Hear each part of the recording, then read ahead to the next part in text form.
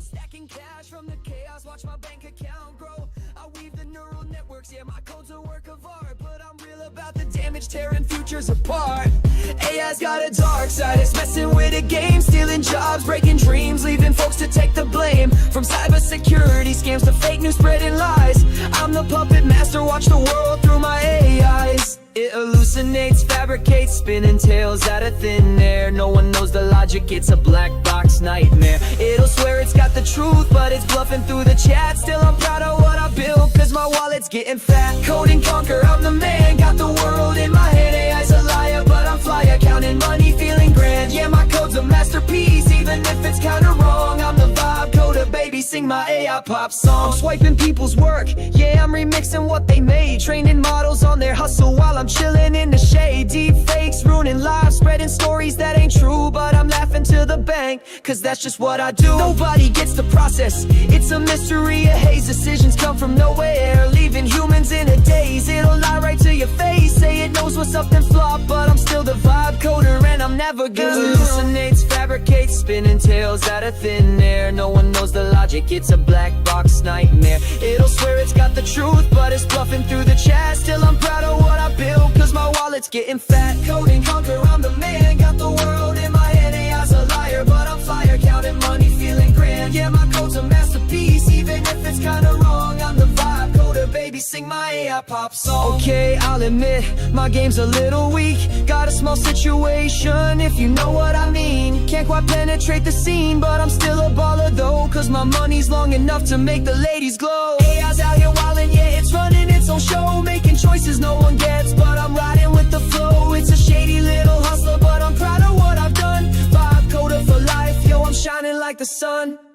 Code and conquer, I'm the man, got the world in my head. AI's a liar, but I'm flyer, counting money, feeling grand. Yeah, my code's a masterpiece, even if it's kinda wrong. I'm the vibe coder, baby, sing my AI pop song. Hallucinate, manipulate, it's the AI way. I'm the coder, I'm the king, and I'm here to stay. From the lies to the cash, yeah, I'm living so large. Vibe coder forever, with my AI in charge.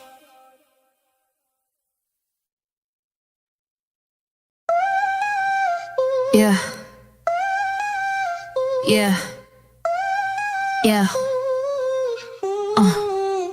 You sit there crying like a baby, all because you wanna be lazy.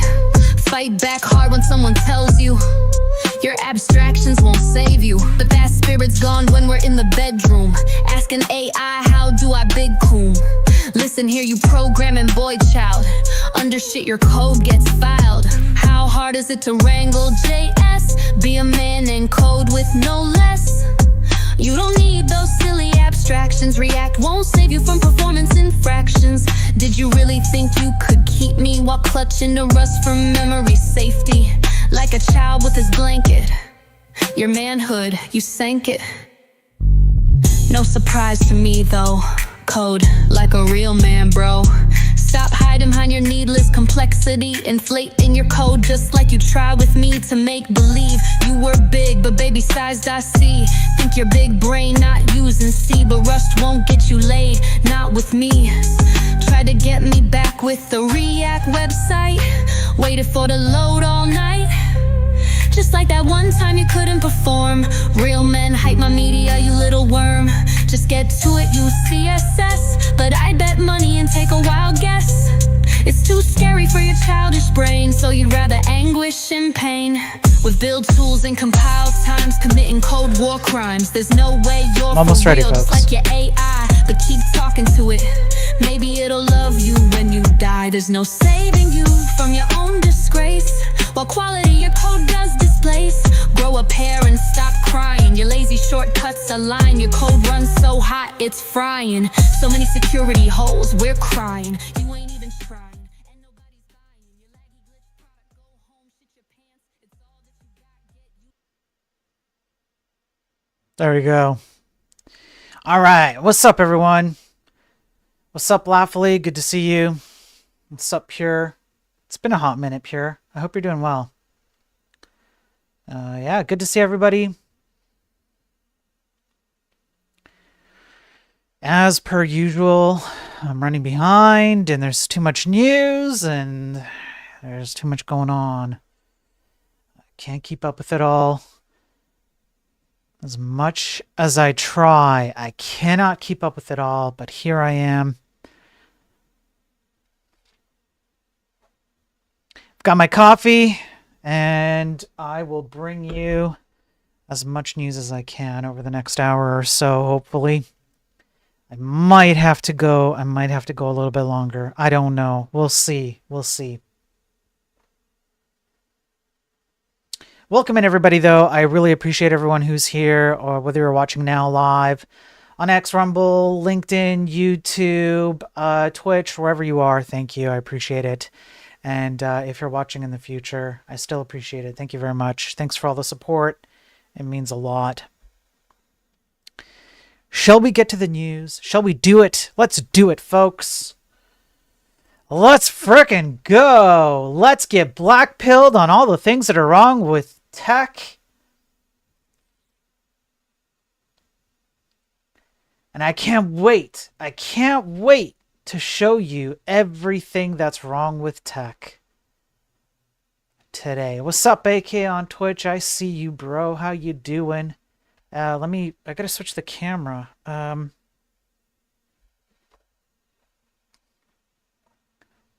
Now, hang on. I gotta do this right. If you have been watching the Daily Tech News stream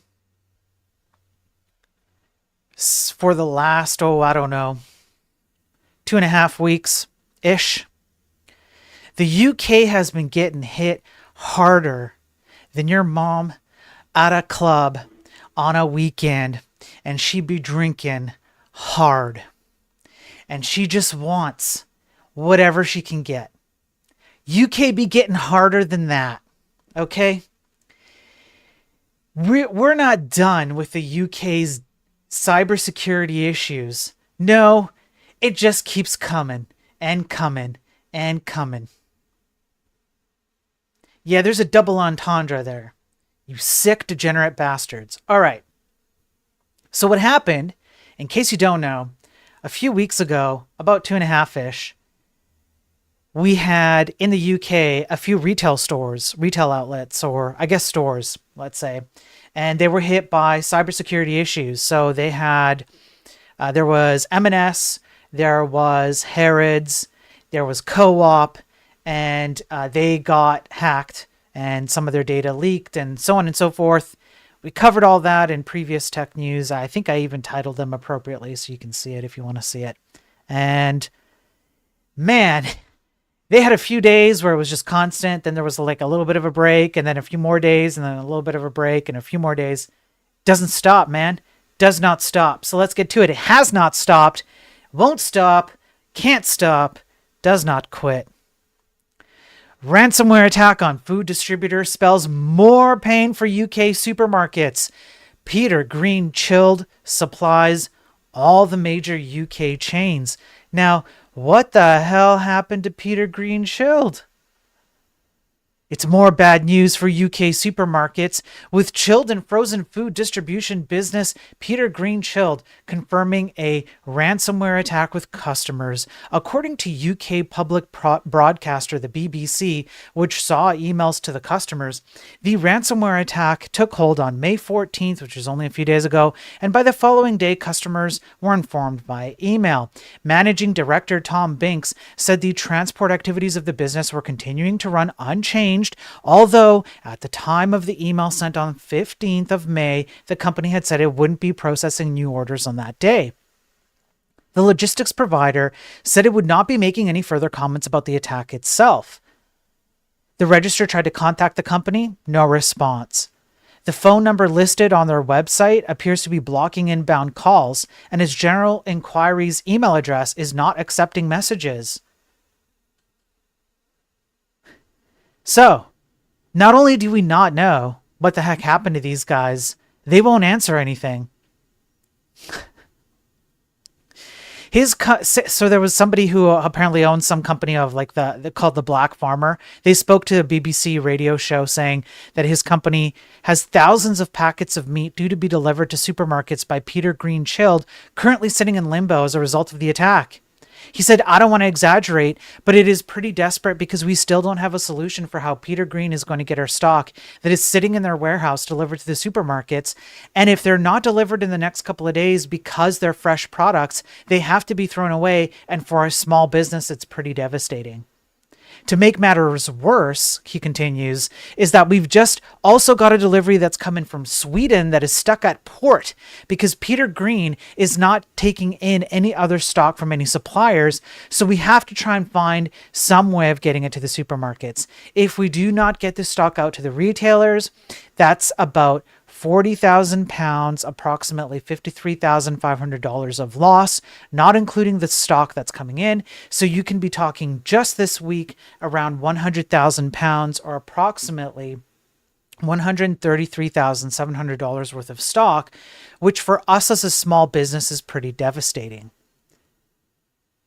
According to the Financial Times, M&S is readying a cyber insurance claim of up to 100 million pounds, which we've already covered, to cover the costs associated with its ransomware attack, which has been ongoing since April. So the UK just can't catch a break. It just cannot catch a break. There's nothing it can do. It's essentially just, well, like I said, it's essentially just your mom's on a weekend after many, many drinks without any judgment. Judgment is thrown out the window by your mom. Does it end there? No. Directly in line with this, M&S. M&S hit with class action lawsuit following data breach. So we already covered the M&S breach. We've been keeping an eye on it and seeing it as it unfolds. We sort of know a few of the details. You can go back on previous streams. And now they have a class action lawsuit. It's still struggling to restore its systems nearly a month after the attack left its online ordering system in shambles. And its latest website update admitted that some customer data had been stolen, prompting a customer-wide password reset. While they stress that there were no payment details, bank info, or account passwords compromised, and there is no indication that the stolen data has been shared, concerns persist over the potential for fraud. There was enough details, for example, dates of birth, contact, purchase history, or whatever, that you could very easily use it for phishing campaigns or to take advantage of people who were on this system. Now, they have been engaged in a class action lawsuit. Usually a class action lawsuit is representative of many people suing for the same reason. As in, many people have been affected by a singular event. Those people get together. They are represented by a particular firm in totality, and then that gets taken to court. So they're now looking at quite a few issues beyond just their cybersecurity issues. I'm telling you, the UK can't catch a break. Now, the reason why they're going to dispute this, because M&S is going to dispute the class action, is exactly this paragraph right here. It looks like M&S hackers used employee logins from a third-party consulting firm. So their retort to the class action claim will be, well, it's not our fault. We subcontracted a company to take care of certain responsibilities that maybe we should have been taking care of ourselves. They failed to meet their contractual agreements to take care of these responsibilities. Therefore, the problem is not us. The problem is the third party. So the unfortunate side of this is that who the heck knows how long before this stuff gets settled out in court, especially if the can gets kicked down the road and a judge agrees that the third party should be responsible. But once again, for the viewers who are watching now or in the future, programming and programmers and sysadmins and DevOps and so on, everybody inside of the programming space who deploys websites like this, we have a responsibility to stop absconding what should be within our domain to third parties. And if you're going to do that, if you're going to outsource your job to third parties, you better be damn sure that it's not going to bite you in the ass. Because if you don't, you might end up as a metaphorical or allegorical M&S. I don't even know if allegorical is the correct term. Maybe it's allegory. You might end up as an allegory of M&S. I don't know, something like that. Okay, whatever. All right, whatever. Shut up. Okay. So there you go. The UK can't catch a break. I'm sorry, whoever lives in the UK. I'm not gonna exactly. I know some of my viewers do, but let's do an update. So yesterday, I think it was yesterday or maybe the day before, we covered a news article where Dior and Adidas suffered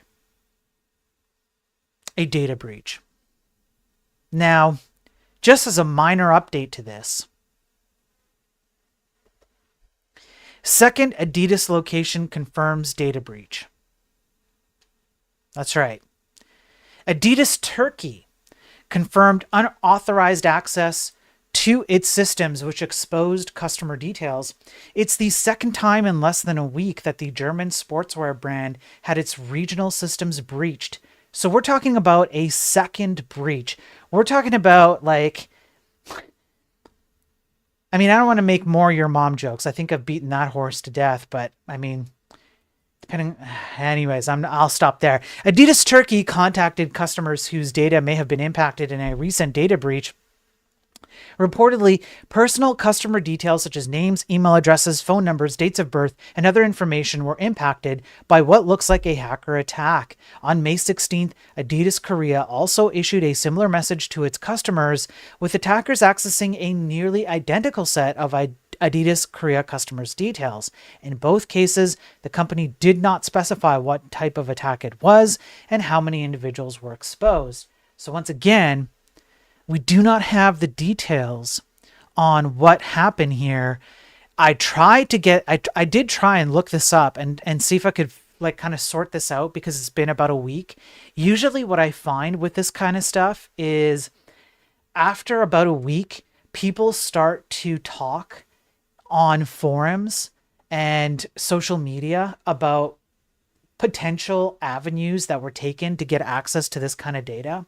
So far, I haven't been able to find anything. And I just genuinely don't have the time to keep up with everything. So I had to let this one go this morning. I don't have details for you, but there it is. It happened. And be careful out there, okay?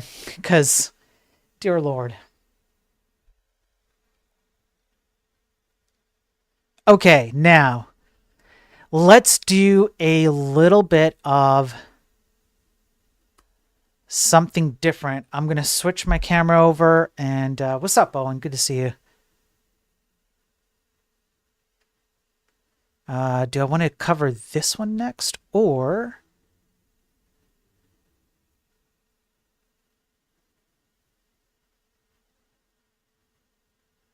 Oh man, there's a few. Okay, let's just take it one at a time.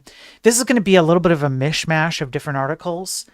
These are articles that I've saved up. They're a little bit longer. We're going to try and take just a little bit of extra time to cover these ones. I feel that there is good information in all of them that I hope everybody gets some benefit out of. So I'll do the best that I can here, okay? I'll do the best that I can. I appreciate everyone's patience. What's up, Sergeant? Good to see you.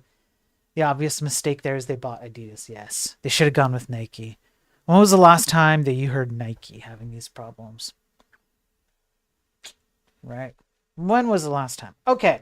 One step at a time. We'll take these articles. It's hard for me to come up with a theme on this one today. And I don't have the time, guys. I don't have the time.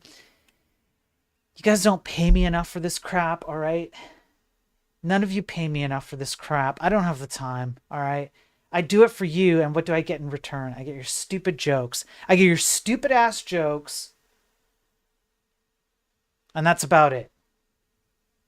Let's go.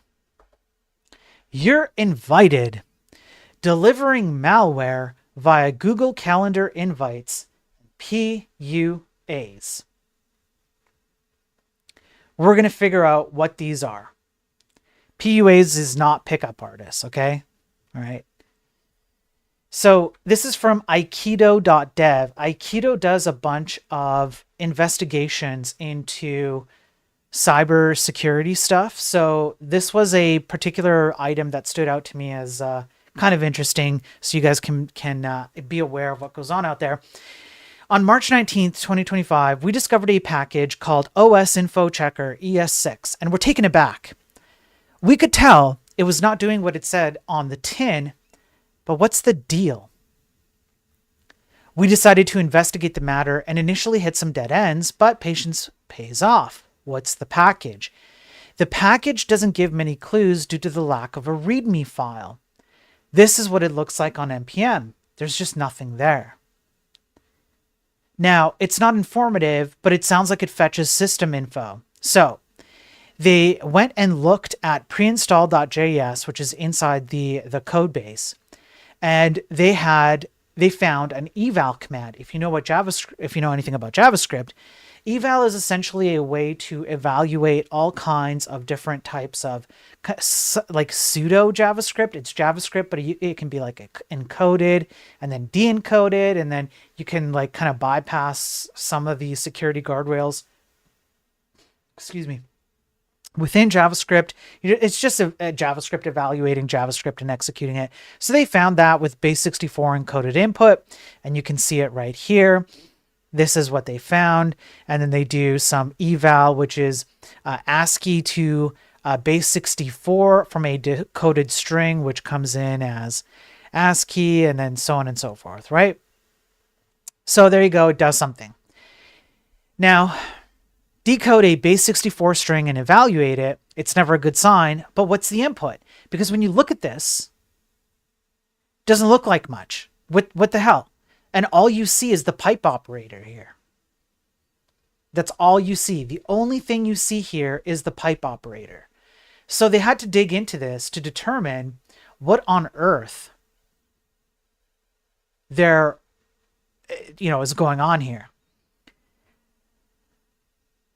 So what's the decode function doing? Why is it evaling? Is it actually getting OS info? Why is it a pipe, etc., etc.? So then they actually went and pasted the code into another editor, and guess what they found? Guess what they found? Now this is sneaky tricky. Sneaky tricks. What did they find? Does anybody know what that is? Let's see if my viewers, who are supposed to be like GigaChad programmers, apparently, you guys are all supposed to be like super impressive programmers. What do you think that is on screen? What did they find when they pasted that code?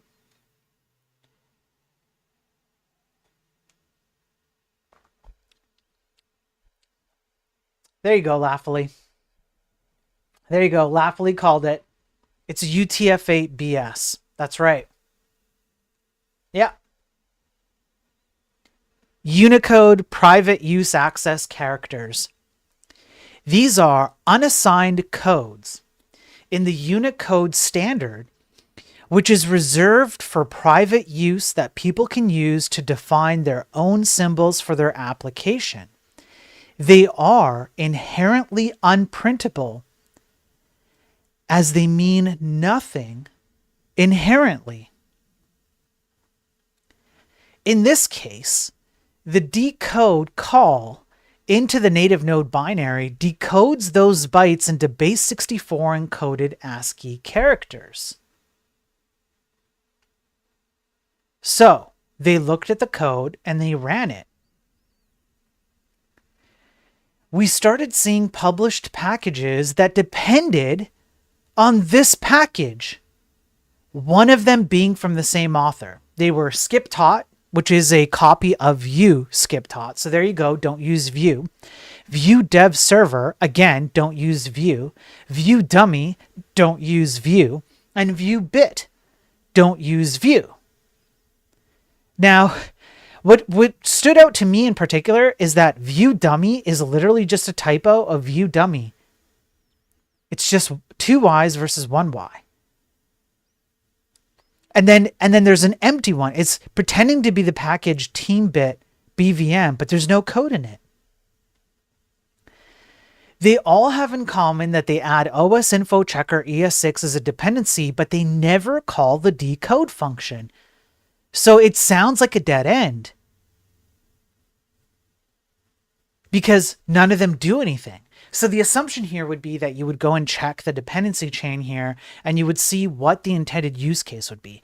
This is why I wanted to bring up this article, okay? So we've covered this before. I have an Enlightened programming stream that literally I did the stupid little chart thing on GIMP. I drew the pictures. I treated you all like children. I made the little boxes. I drew the little arrows, all of that stuff. There's an Enlightened programming stream on my YouTube live, and it's titled something about package dependencies or something like that. And we went over what is smuggled in when you outsource what should be your responsibility as a programmer or sysadmin or DevOps or whatever to a third party.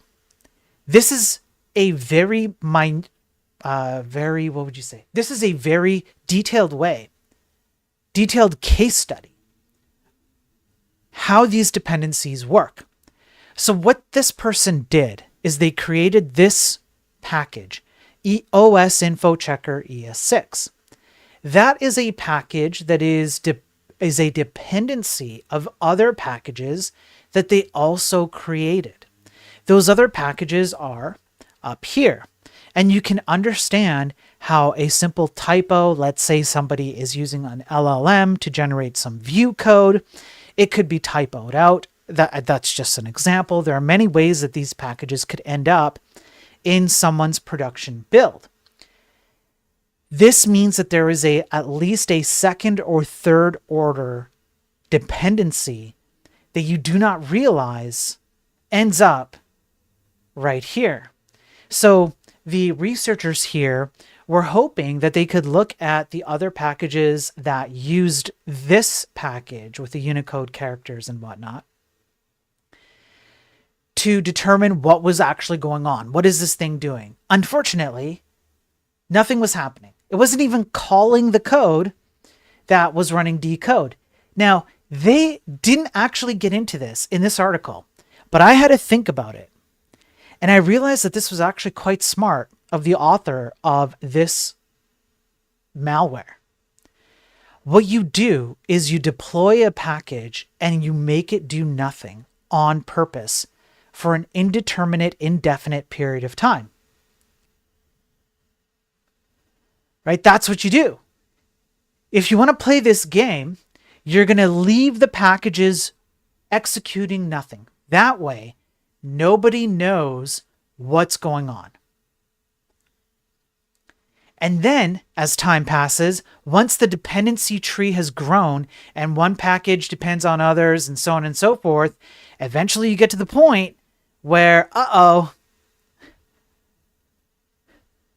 I'm straight up in your house. That's what happens, right? So it's defunct at first, and then it becomes functional after. Yeah, the typo squatting. That's right, Laugh. Yeah. Hey, Sov on YouTube. Appreciate it, man. Yeah, that was quite a shout out. That was quite a shout out from Andrew. Holy cow, that was something else. I really appreciate that, Sov. Thanks for popping on. Hopefully it's somewhat interesting if you've come on for programming stuff. That's kind of what we're going over right now. Now, they waited for some time, right? And so what happened is that the package became, the package was updated. And so then pre-install.js changed. Check this out.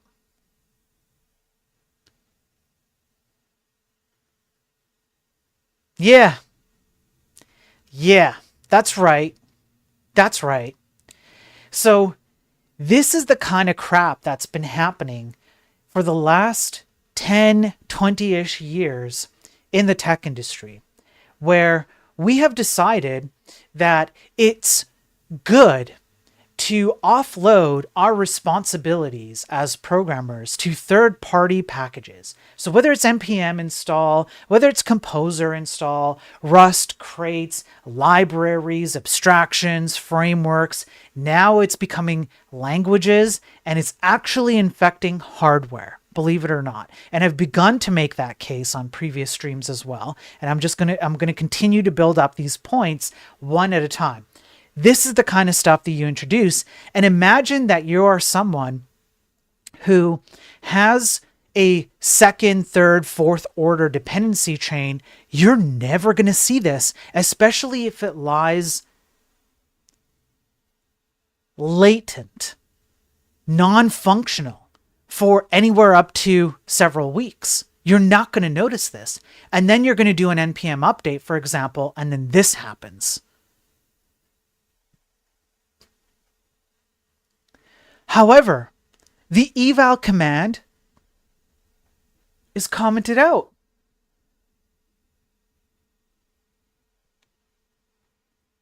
So even if a malicious payload exists, it wouldn't be executed. We ran the decoder in a sandbox and printed out the decoded string. Here it is after a bit of prettifying and manual annotations. So what they do, they've got an HTTPS call. You require that as part of Node. File system here. You extract the first capture group that matches the pattern. They have a nondescript function name. They regex it. They get it. You fetch a Google-hosted Bootstrap page, which follows the redirect and pulls the base64 encoded payload URL from its data attribute. And so there you go. You get it all. They even use base64 encoding and reverse encoding to get all this. There's a callback at the end. You get the real data. So here you can see that they do an async call to fetch. If anybody knows how to, you can run this on your browser. As a matter of fact, you can just open up Chrome Inspector Tools and run this right now if you really wanted to. They pop in the headers. They do the base64 with the key, so apparently there's like some authorization mechanism here that's happening. They do another callback. They pop that in. They grab, what the hell is this? Calendar invite. And then there's a timeout. And then they evaluate some more stuff. And then what the heck? What the heck? What's going on? There is a URL to Google Calendar. Now, here's what it looks like. What you get is this. So you run, you fetch a remote URL, code is executed from the remote URL. That way, if they need to adapt the code that's run because of some kind of update that they want to do, they want to like make it better or something or improve on it, your npm update on your program, whatever you're deploying, won't know the difference. It won't even understand what the hell's going on. How many people actually are going to check a third order dependency chain? Like a third order dependency package, sorry. How many of you are going to go into third order dependency package or more, especially after several weeks of it doing nothing, and actually check to see what the hell's going on here? And then you end up on this page, right? And so it looks like a calendar invite. It's a base64 encoded string as the title. And it's scheduled for June 7th, 2027. And then it points to this guy, which is an IP address plus a URL. However, it's not over. It's a dead end. At this point, you would think that the person who created this would have seen this through to completion, and the researchers here could actually follow through and figure out what the hell is going on. However, this just leads to nowhere. Nothing happens, right? Nothing happens. So these are the indicators that you've been compromised. These are all the things that you need to look out for. And that's it. So keep an eye on this, because it's actually quite intelligent, in my opinion, that this person isn't doing anything with it. This stuff will go undetected and unnoticed because it won't actually do anything. And as time passes, people become more complacent about what's going on in their dependency tree with NPM or whatever it is. And I just want you for a minute, just for a hot minute, I just want you to consider what you might be running in your third-party sources, in your third-party packages, in your third-party installations, and frankly, in any type of abstraction. What are you risking in your projects, in your production grade deployments, etc., that you don't even know are a problem yet?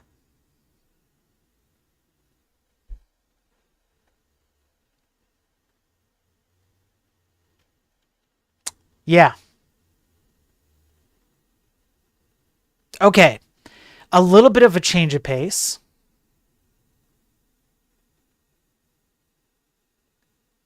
Because I have such a mix of different things.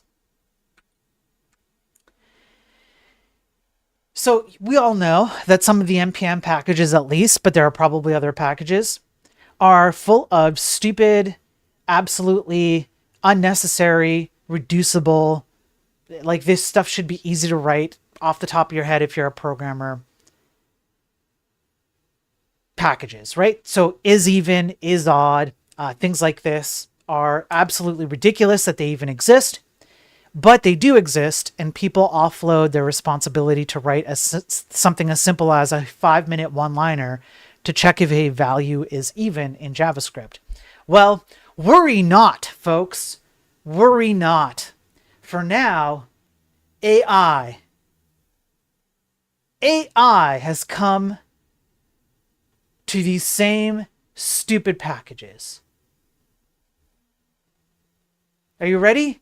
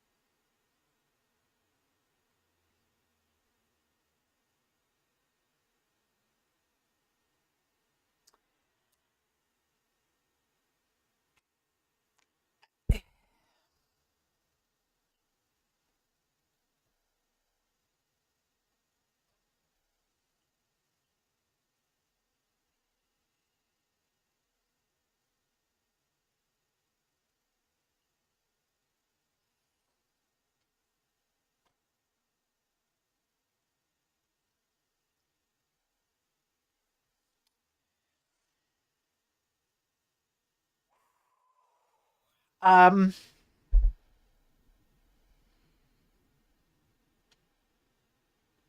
I don't even. I don't.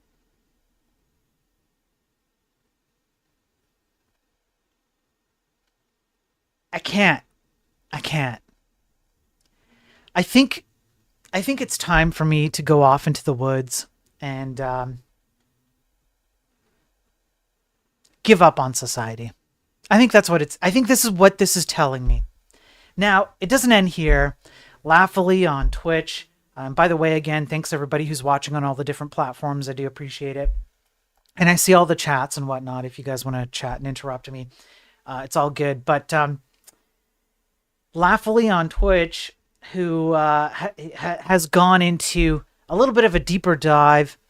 And here, I'm just going to switch the camera here for a moment before I give the lead away.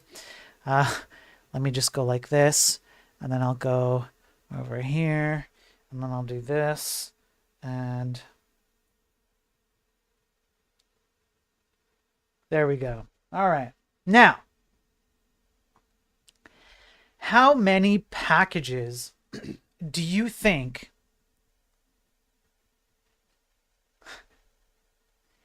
how many packages do you think this package pulls in? Just this one is even AI package.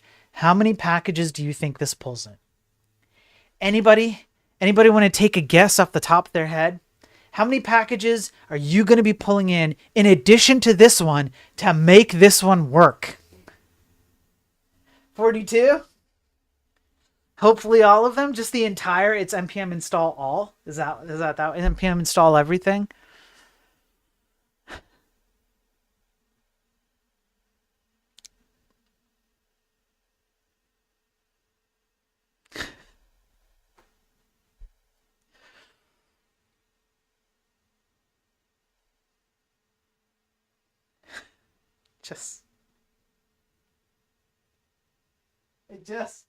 I can't do this anymore. I think I have to quit. I can't do it anymore. I don't have it in me to continue. I'm sorry. I don't. I'm done. I'm out of here. That's it. That's the end of the stream, folks. What? What's up, Kevin? Good to see you. What's up, Chief? Good to see you. What's up, Lightspeed? Good to see you. What's up, Ghost? Good to see you. What are the packages that it brings in? Well, you've got Node, you've got Node Fetch, you've got Form Data Node, you've got Abort Controller, you've got Form Data Encoder, you've got Agent Keep Alive, you've got types for TypeScript, you've got WebStreams Polyfill, you've got Event Target Shim, you've got Undici types. I don't even know what the hell that is. I'm going to be honest with you. I don't know what the frick this is. I don't even want to pop it open, okay? I don't want to look. I just don't care. This stuff is so stupid. I just don't care. I don't even want to look. You've got what WG URL. You've got form data. You've got no DOM exception. I'm not even sure why you would need this. You've got humanize MS. Transform humanized time to MS. Why? Why does this thing even exist? I'm not completely sure. You've got implementation of Unicode TR46 spec. You've got async kit. You've got MIME types. You've got ESSet to string tag. You've got WebIDL conversions. You've got combined stream. You've got MS, millisecond conversion utility. You've got MIMEDB. You've got get intrinsic. You've got has to string tag. You've got ES errors. You've got has own, delayed stream, function bind, has symbols, math intrinsics. Yes, we need ESM math intrinsics to figure out if the number 3 is even or odd via ChatGPT AI. You've got call, bind, apply helpers. You've got ES object atoms. You've got get proto. You've got GoPD. GoPD, object get own property descriptor. So that in case you run this on IE, just in case you want to run is even AI on Internet Explorer, you've got a polyfill for it, Dunder proto, and there you go. And then imagine how many packages even just one of these pulls in.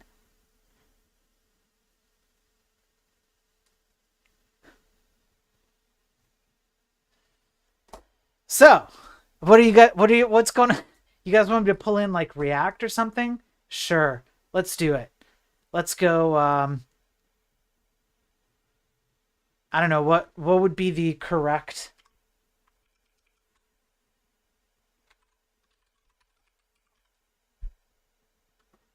Is it just React? Let's do it. Let's see what React does, shall we? Here's React. Apparently, that's it. I don't believe that one bit. There's no way. There's absolutely no way that it's just this. Zero shot.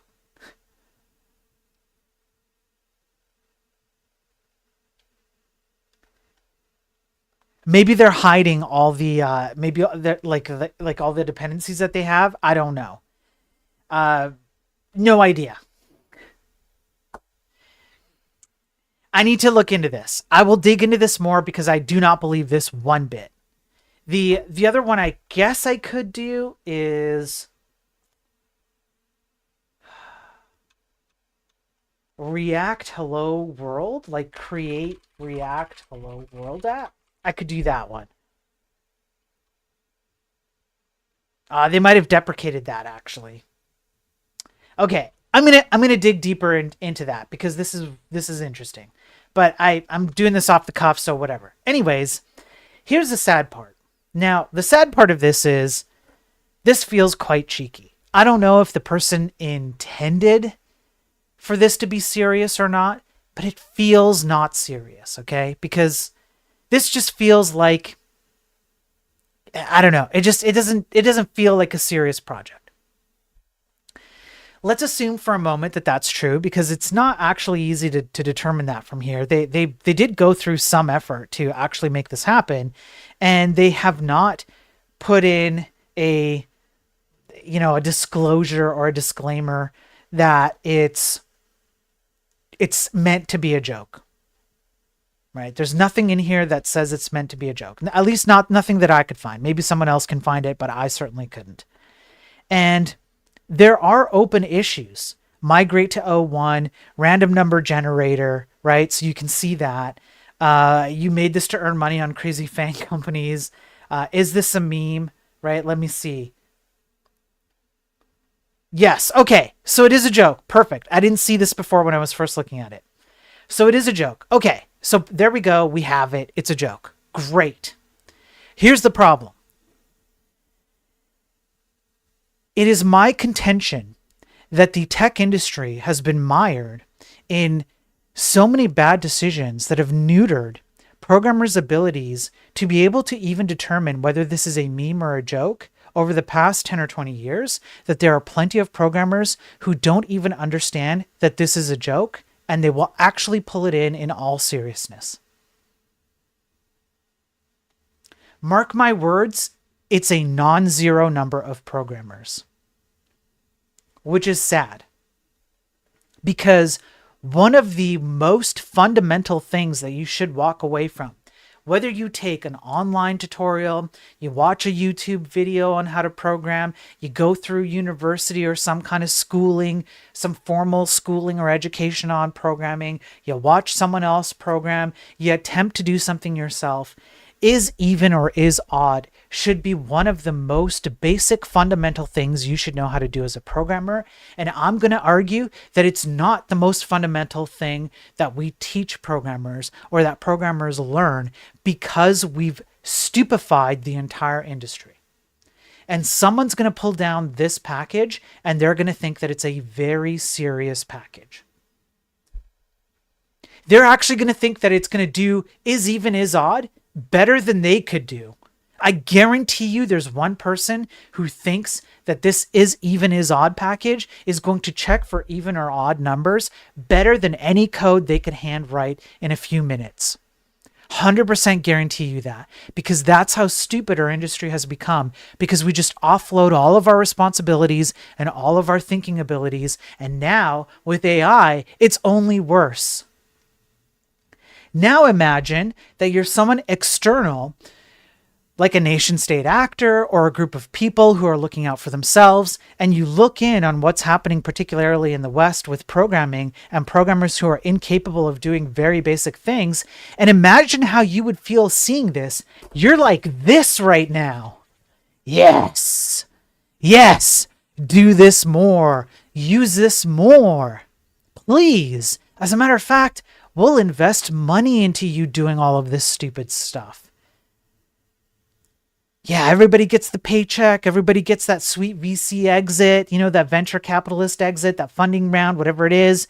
You just continue to ship it. Just ship it, ship it, ship it. Don't worry about the issues. Don't worry about performance. Don't worry about security. Don't worry about all of that. Just ship it and get your money and walk out the door. It's someone else's problem down the road. And it's okay if you use is even AI, because then we can run circles around your stupid code and beat you at your own game. I should have worn my Goomba hat for conspiracy theory, but I don't think that's much of a conspiracy, to be quite honest with you.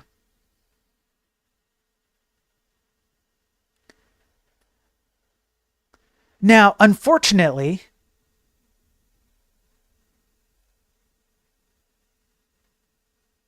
let me switch over here. Stack Overflow is suffering. Yes, Stack Overflow seeks rebrand as traffic continues to plummet, which is bad news for developers. Well, of course it's plummeting. Because when you have is even AI as a package, are you really going to go to Stack Overflow? Yeah, Laughly on Twitch says, I've already encountered multiple developers who default to Jippity for anything new. Yes. I know, and I know. Yes. They will, it doesn't matter what it is. There are programmers out there who will absolutely just reach for the closest thing that will make them not use their brain.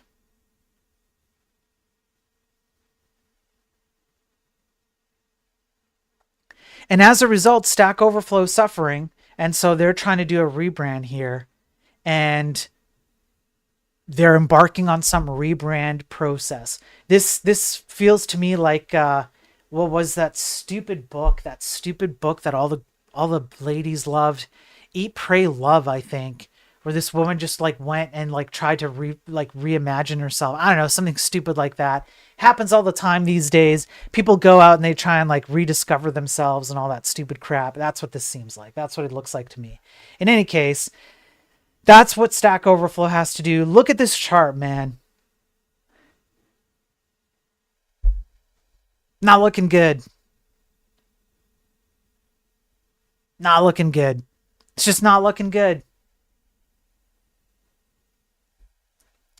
Yo, Nacor on Twitch. Thank you for resubbing for 11 months. Bro, you of all people do not need to be doing that.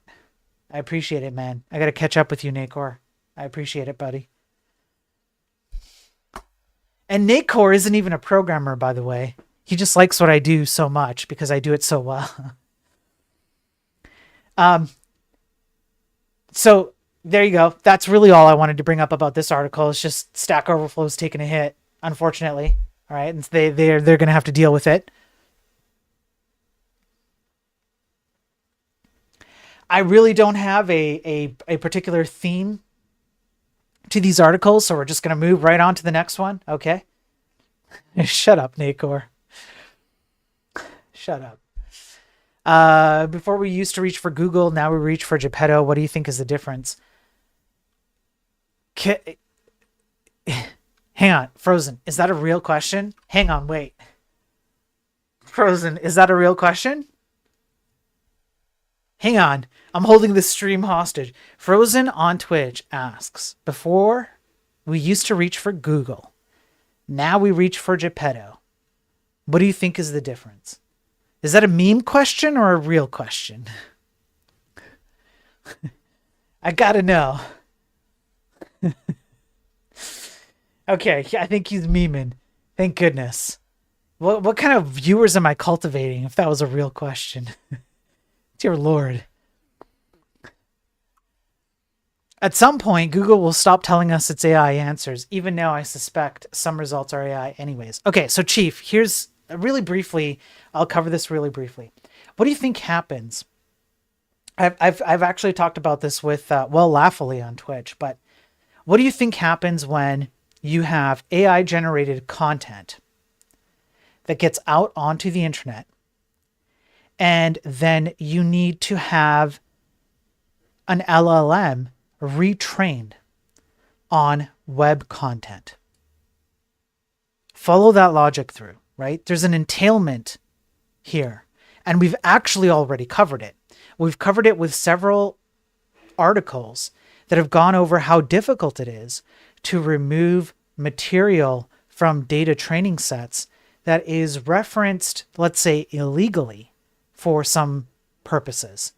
And it's not as easy as simply removing it out of the training data set, because there's a difference, for example, between referencing the actual illegal material versus a reference to the illegal material, which was generated by an AI system, which got into the web, which was scraped and then put into a training data set, which was then retrained into the LLM. So all this to say, Chief, that I agree with you, and I think it's just an inevitability. LLM is just going to dog food its own crap. It's going to generate crap and then dog food it. And this is why I greatly greatly believe that in approximately 10-ish months, the LLMs will get so bad that we won't even be able to imagine how bad they're going to get, because it's just going to continuously get worse.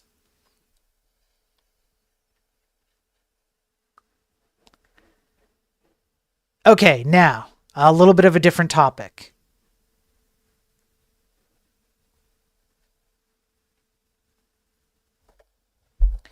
Suspect sentenced to 14 months in prison for SIM swapping the SEC's X account. This sounds like a dirty joke or some kind of, I don't know, whatever, but it's not. This is a real thing. A 26-year-old man from Huntsville, Alabama, is sentenced to 14 months in prison and 3 years of supervised release for illegally taking control of the official X account of the SEC. Yep. He used the account to spread the word that the supervisor agency had approved Bitcoin exchange traded funds. This caused the price of Bitcoins to increase by more than $1,000. When the SEC got notice of the bogus message, the stock market supervisor intervened and said that the announcement was false and the result of a security breach. Due to this, the value of Bitcoin decreased by more than $2,000 per Bitcoin. Huh. Do you think anybody made money off of this? The suspect used a method called SIM swapping to bypass multi-factor authentication. To pull this off, the suspect used an identification card printer to create a fraudulent identification card. This card contained the victim's personally identifiable information, which he got from his accomplices. The duplicated card was then used to impersonate the victim to gain access to his cell number for accessing the X account and posting the fake message. The 26-year-old man received payment in Bitcoin from his accomplices for his role in the scheme. And so he got 14 months. So somehow, some way, this person, whoever they are, got a hold of the SIM somehow of someone at the SEC, whoever was controlling that X account. And there you go. Or they copied it. Maybe they didn't get it, physical access to it, but they copied it somehow.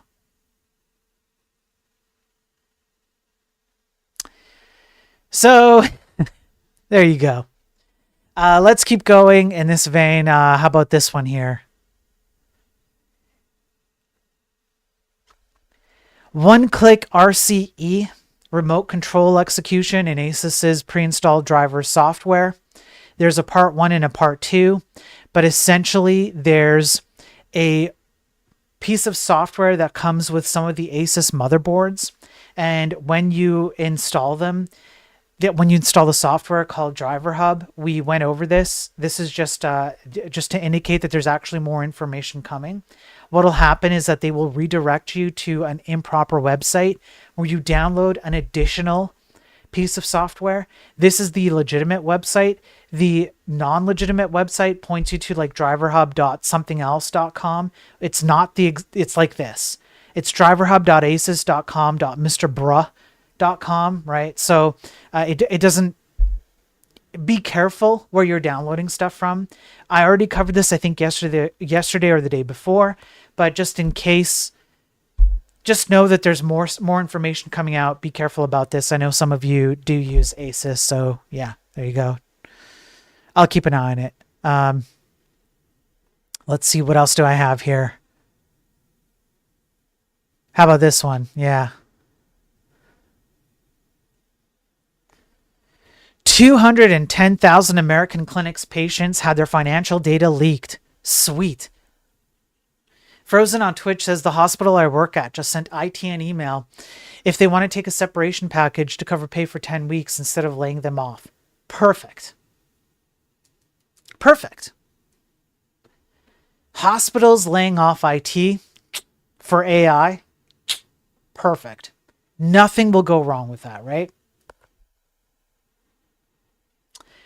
So, Georgia-based Harbin Clinic had hundreds of thousands of its patients exposed after attackers hacked the clinic's third-party vendor, Nationwide Recovery Services. How many times are we going to hear misconfigured S3 buckets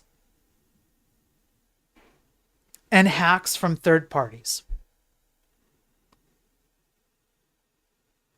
Once again, the offloading of responsibilities to third parties because you think that it's a good thing, and it ends up being a very, very bad thing. And that is the status quo for the tech industry. So NRS is a third-party vendor that has provided debt collection services at Harbin Clinic and services related to bankruptcies, lawsuits, and patient estate matters. After the attack, NRS conducted a somewhat lengthy investigation into what and whose data was lost during the attack. The company notified Harbin in February 2025, and it took the clinic another 3 months to inform people impacted by the attack, which means that people whose data was stolen last July are only now learning about the breach. Data that Harbin Clinic submitted to the Maine Attorney General's office indicates that over 210,000 people were impacted by the third-party data breach. What makes matters worse is the sensitivity of the information these crooks stole. According to the notification letter,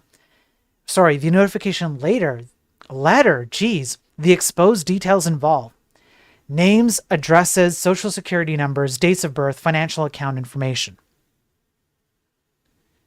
Imagine that you are someone who NPM installed whatever the hell ever, and there was that OS information package that's a third order package in your NPM dependency tree, and you were pressured into doing this because you just did npm install whatever because you're under a deadline so that people can meet criteria that investor stakeholders say, so that you can achieve your Jira tickets or whatever things you need to achieve, so that your managers can think that you're doing work, so that the executives are happy, so that the shareholders are happy, so that consumers get their features, but everything runs dog slow, everything's homogenized, it's stupid, it's buggy, and most of all, it's insecure. And as a result of the article that we went over earlier in the stream with that Unicode stuff, you would never see it. It would stay latent for weeks before it became activated. It's, as a matter of fact, it's still latent. Nothing's happening with it.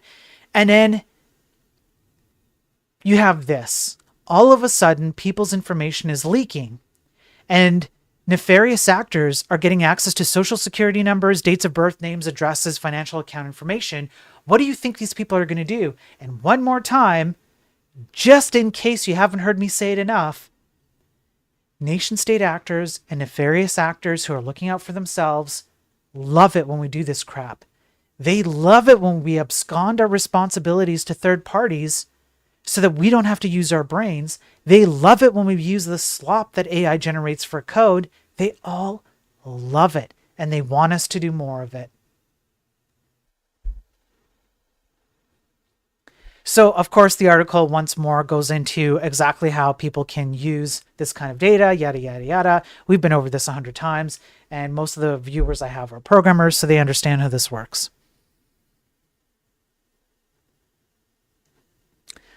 Let's cover this one next.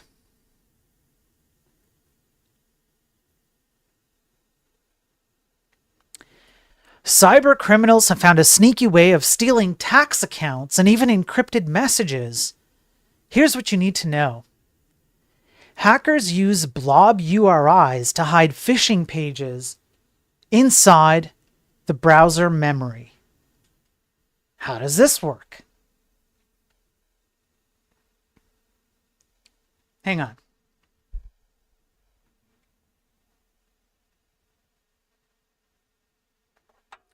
So, you put a blob URI, a browser feature designed to display temporary local content,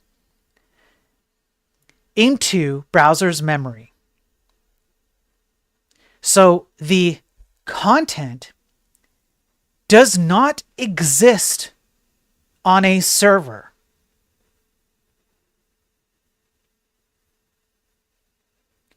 This is mostly undetectable. You can literally be given a website that exists as nothing but what looks to be a bunch of gibberish to you. And it essentially, it's exploded, if you want to think about it that way, or imploded, depends on how you look at it, right? It's a bunch of gibberish that gets transformed into a website that looks legit to you in your browser. This is really, really smart.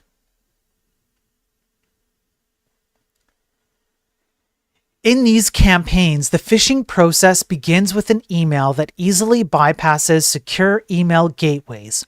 These emails typically contain a link to what appears to be a legitimate page, often hosted on trusted domains such as Microsoft's OneDrive.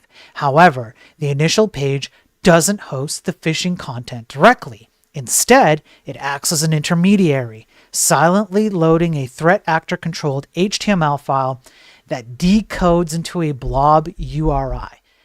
There's a difference here. It's not URL, it's URI.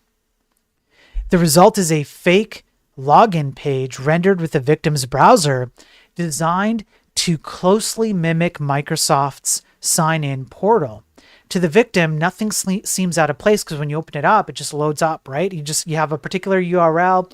It even has like a OneDrive / something.html URL, and it just explodes into this page that looks legitimate to you, but it's a prepackaged page intended to deceive you. They are inaccessible outside the session because they operate entirely within the memory of the browser.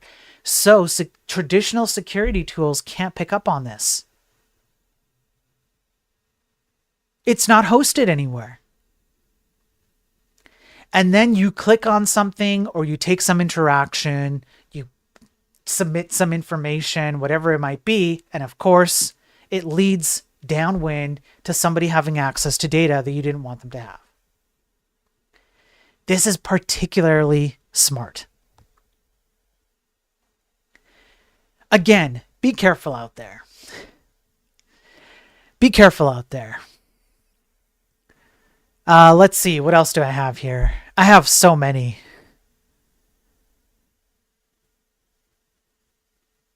Yeah, why don't we do this one? Let's do this one.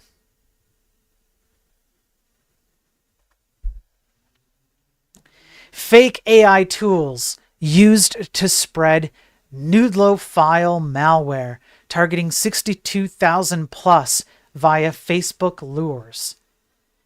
This is apparently what it looks like. I think they have pictures later on in the article because I pre-read it. Threat actors have been observed leveraging AI to entice users to downloading a malware dubbed Noodlo file. Instead of relying on traditional phishing or cracked software sites, they build convincing AI-themed platforms, often advertised via legitimate-looking Facebook groups and viral social media campaigns. Boomers beware. If you have a grandparent out there who's still on Facebook, tell them to watch out for this, okay? Posts shared on these pages have been found to attract over 62,000 views in a single post, indicating the users looking for AI tools for video and image editing are the target of this campaign. So what they do is they show you like, hey, why don't you use AI to create like some kind of thing that you want to create that you couldn't create by yourself? Click on this link. It'll take you to some AI system that'll do it for you. Often advertised via legitimate looking Facebook groups and viral social media campaigns. So you just see this as part of your Facebook scrolling, and you can create videos, logos, websites, whatever it is. There's one that features itself as like some form of like CapCut AI. If you don't know what it is, you've probably actually seen this in action when you're scrolling like X or Instagram or whatever.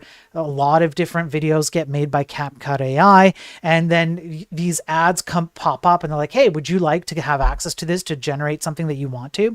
And then what happens is that you get taken to a website and you download a zip archive called literally videodreamai.zip.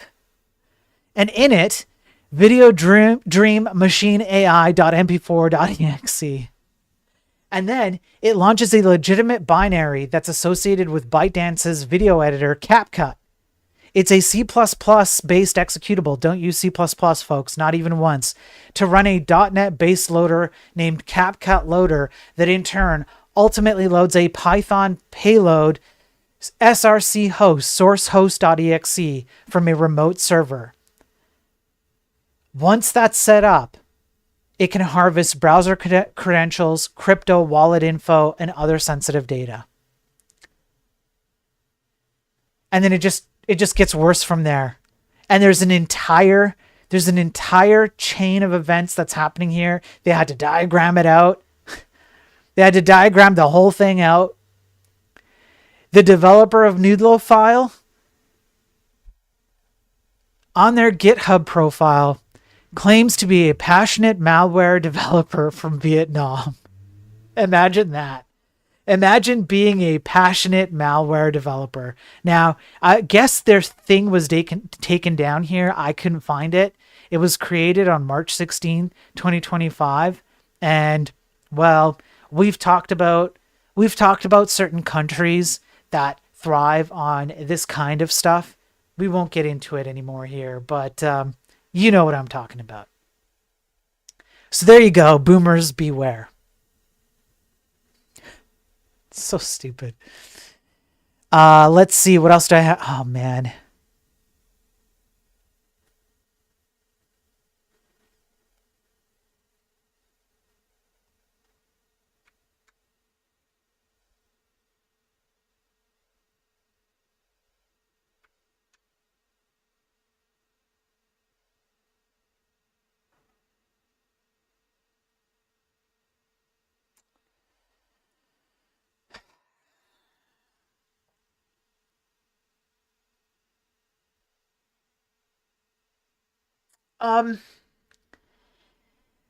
Okay.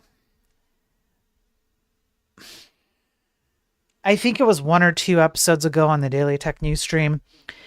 We went over how, I want to say it's the Cloudflare CEO. They did an interview and they described how AI is upending the current structure of the web, particularly because AI no longer points to the direct sources of articles or information.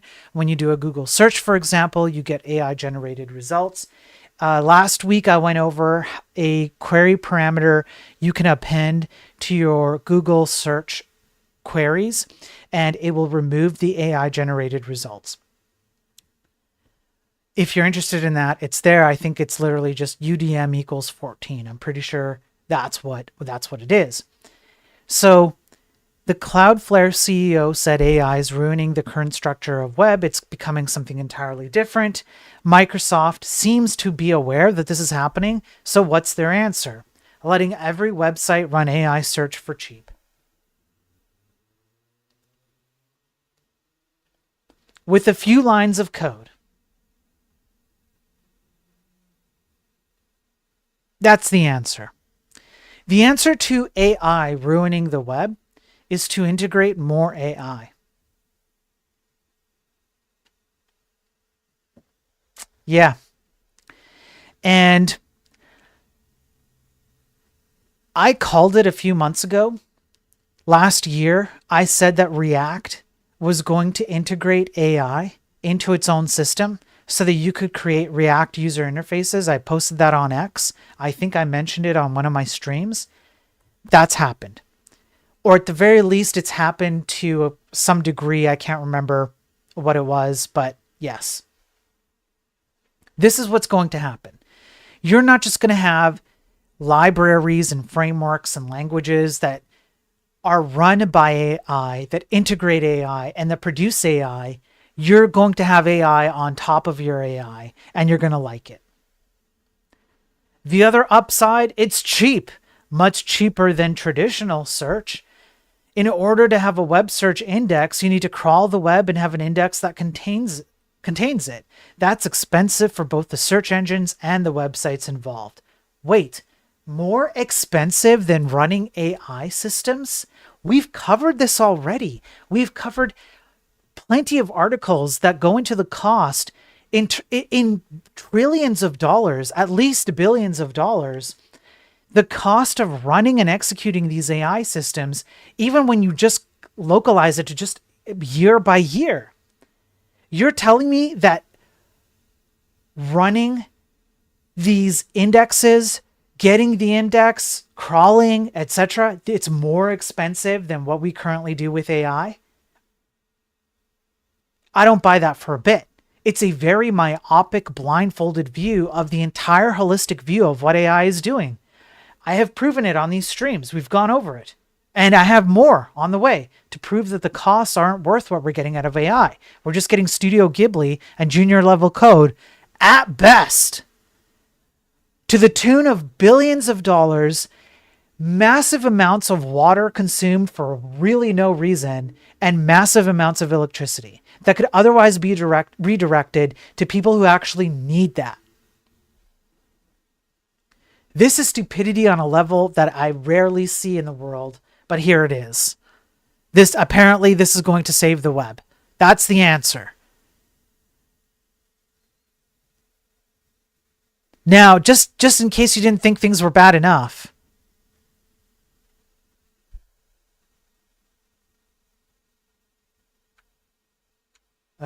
all these stupid pop-ups. How's that make you feel?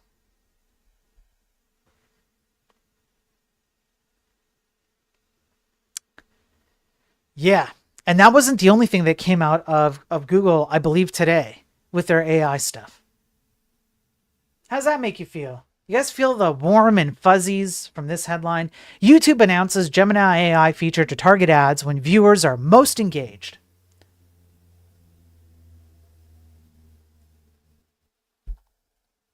Do you see the problem that's happening? Over the last 10 to 20 years, we have become so incapable. We have neutered ourselves from having the capability to produce quality software, quality websites, and soon to be quality hardware, that you are the product. Because nobody knows how to make money off quality anymore, because no one knows how to build quality anymore.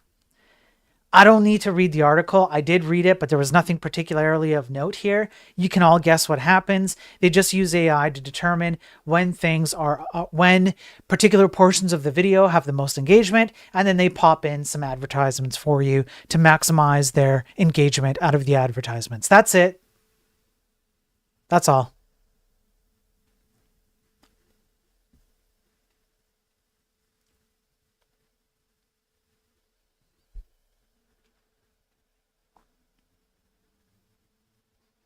Let's go over this one. Worst interview ever. Quote. This is an actual quote. Tell me about a time when, let's circle back. Tell me about a time when, let's. Given what we like to talk about and trash talk here, well, one of the things that we do, what do you think this quote is in reference to?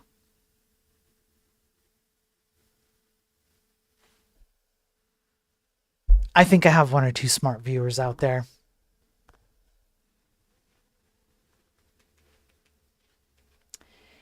We have gone over how tech workers interview with fake profiles that are AI generated on LinkedIn with fake work history. They go on video and they have a fake AI generated face over top of their face. The answers are all AI generated, and then they get hired into companies that provide them access to all kinds of secure and critical details. At that point, who the hell cares if they get fired because they already have access to the information? Guess what? We're all getting Eiffel Tower. We're all getting it from both ends now, and everybody's high-fiving up above. In late January, Tyler Jensen felt a brief rush of excitement. After months of job searching, the 40-year-old New York videographer received a text message from someone at a company he had applied to online. The person introduced themselves as Robin, said they were a virtual recruiter, a statement Jensen took to mean that they were a remote employee tasked with sorting through online applications, which honestly, I would think so too, and asked to set up a time for a phone call to discuss his candidacy. You can see where this is going, can't you? They urged him to save the number in his phone as Robin Recruiter so that he'd know when they were calling. When the time finally came, Jensen dressed up slightly, unsure if this might be a FaceTime call, but when he connected with Robin, his heart sank as he heard what he describes as a fake movie phone type voice. It was completely AI, like that false, optimistic, bubbly voice, Jensen recalled. You're like, wait a minute, what's going on? Yes. Recruiters are using AI to do their interview process, to interview you. It was the most uncomfortable, fake positivity performance that I've had to give because I wasn't getting any feedback in real time. If I don't necessarily know what you're looking for, I don't know how to give you what you want. Who is this for? What is this weeding out? Yeah, it's happening in the reverse direction.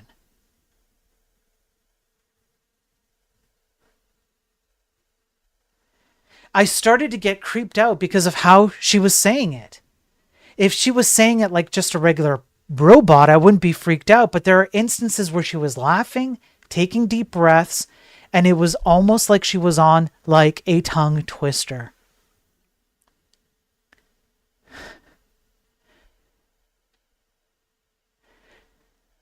I'm so excited to talk to you and get to know more about you, the bot says, before immediately falling into a loop of gibberish. For our first question, let's circle back. Tell me about a time when, let's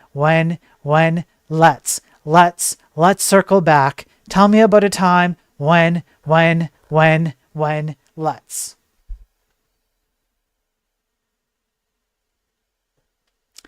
Although Humphreys tried to alert the bot it was broken, the interview ended, and the AI program thanked him. Unfortunately, I'm not set up for you to hear it, Laughly. You're going to have to go find it and pull it down.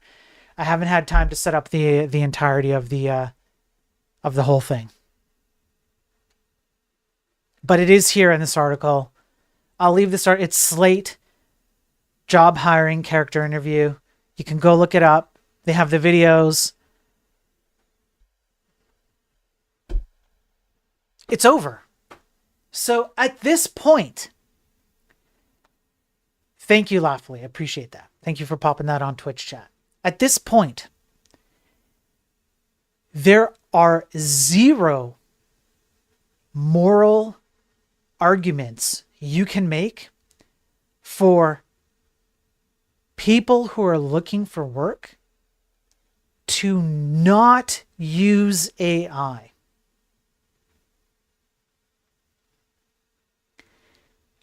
You may as well just have AI interviewing AI to see if the AI can do the job of AI.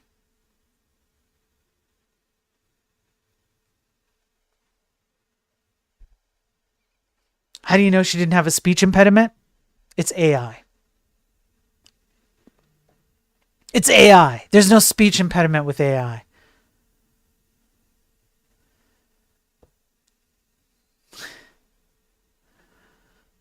Tempting clip, yeah.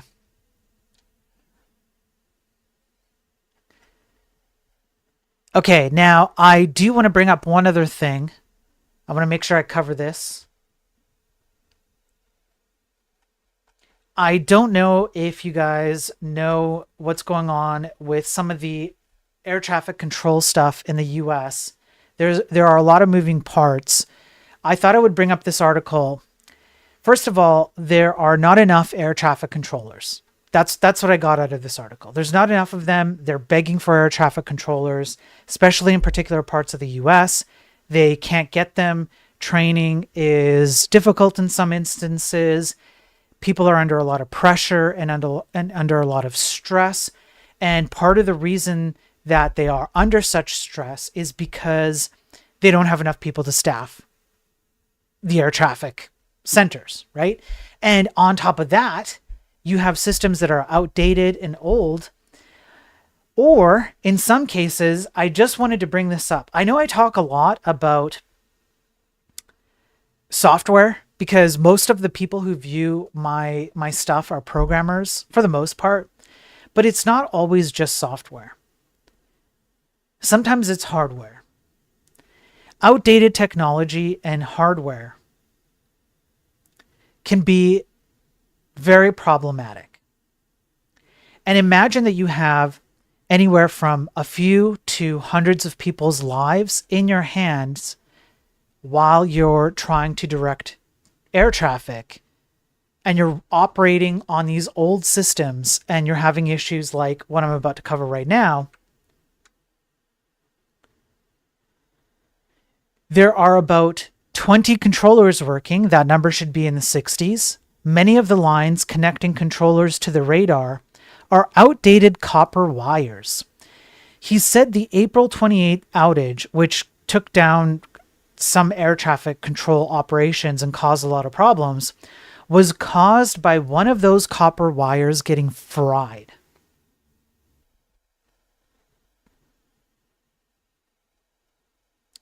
So in all fairness, as a little bit of a counter argument to some of the stuff that I talk about on these streams, there is more to consider than just your code in whatever capacity that you're considering it.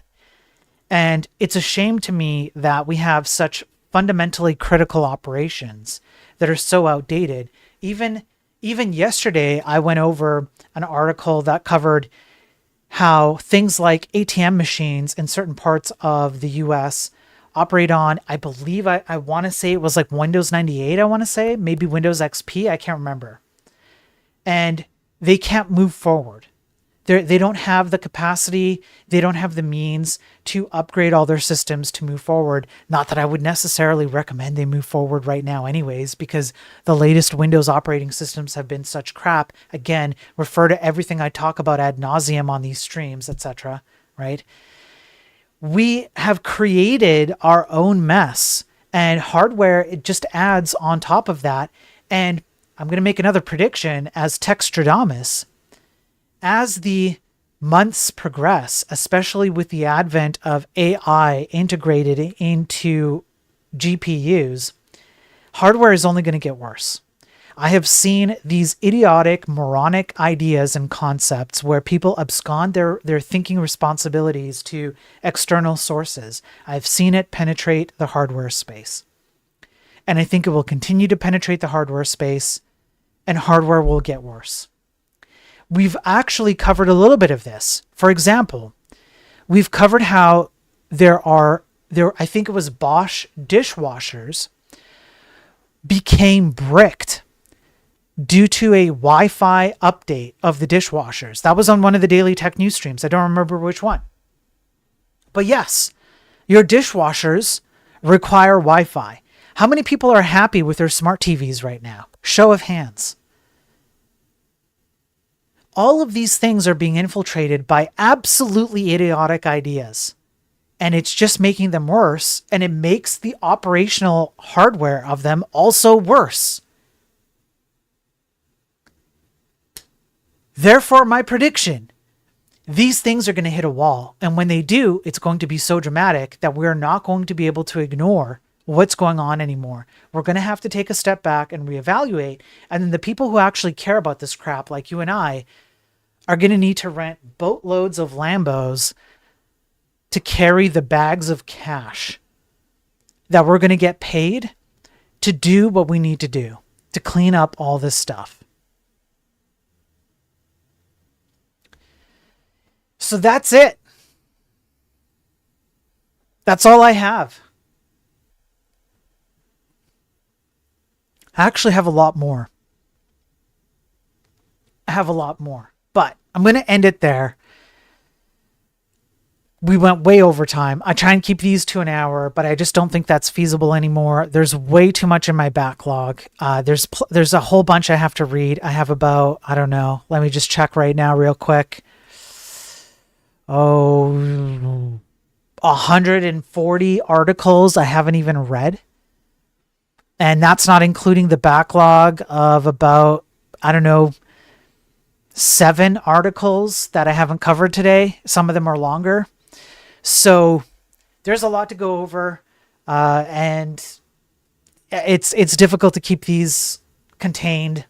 On top of that, I have special exposés. I don't know what else to call them, but I've picked particular topics like scam compounds, ghost jobs, hacking groups, and a few other things. There's a lot on the plate. And unfortunately, you guys don't pay me enough to do all this crap. Okay, you don't pay me enough. I'm just joking. I mean, I'm not joking, but I'm joking. For the most part, what I hope that you guys get out of this is the information that's required for you to make better decisions out there. I desperately want to see the tech industry make a change. I am genuinely concerned about the future of the tech industry, but also the impact that it has on everybody's lives.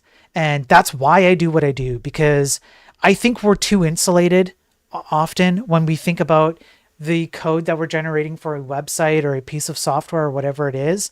We think about it as just that thing, but we don't very often think about downwind consequences of the things we're building, because nobody really makes us face it. So hopefully by covering these articles, going over the academic and scientific articles, walking the walk by building the game that I'm building and the way that I'm building it, going over some of the security issues in detail, looking at the code, how it operates, the logical reasoning that I try and lay out. One thing leads to another. All of these things are hopefully helping people to understand and face the consequences, or at least face the potential consequences of the actions that we're taking as a whole.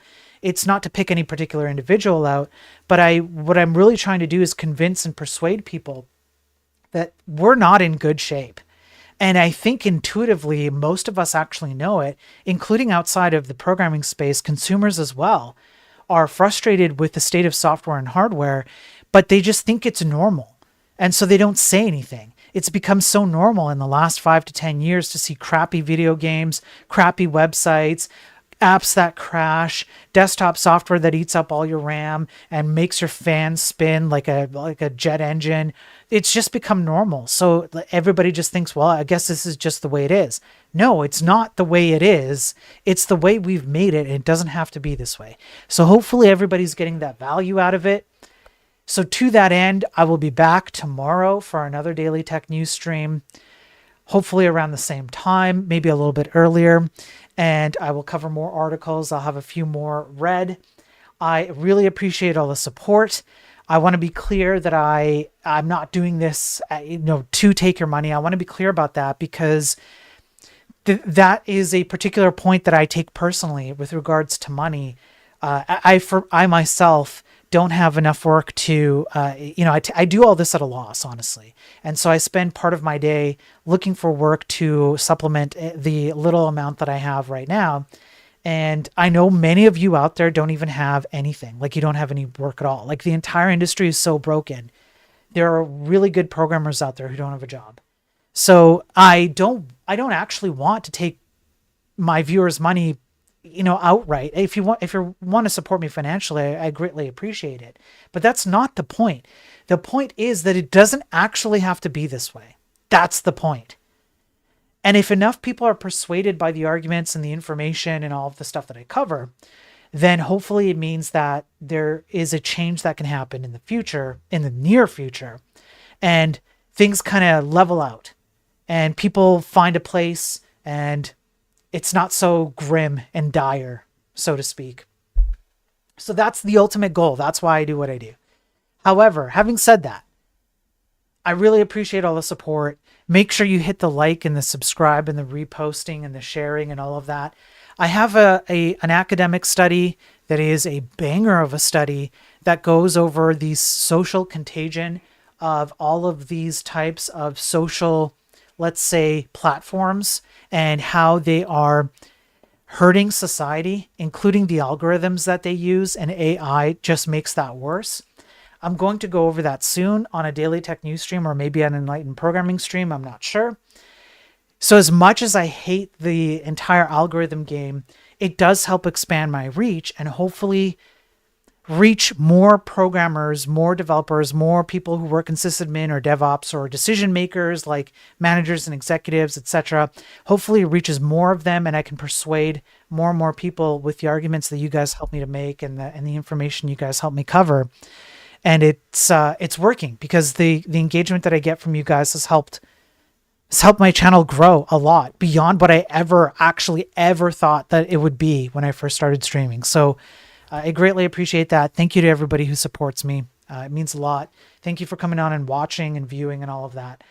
I am going to call it now. Stay safe. Be careful out there. It's dangerous, all right? It's quite dangerous. And I'll catch you tomorrow.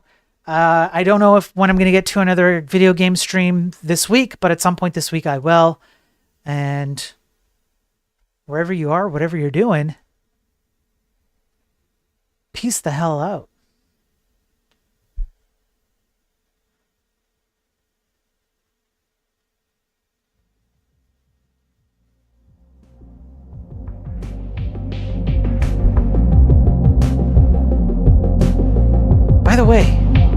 By the way, how could I forget?